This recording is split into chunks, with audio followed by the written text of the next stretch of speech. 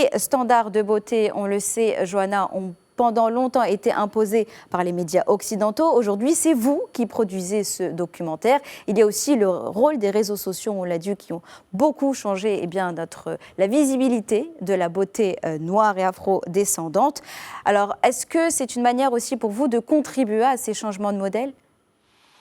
Oui, bien sûr. Ce qui est intéressant, c'est qu'on parle beaucoup de beauté, mais la raison pour laquelle ces canons de beauté existent, ça convoque un héritage historique qui est évidemment la colonisation, qui a hiérarchisé un peu ces couleurs de peau. C'est-à-dire que si on avait un enfant métis, on blanchissait sa lignée, et donc c'était un signe d'ascension sociale. Donc ça convoque la beauté, mais pas que.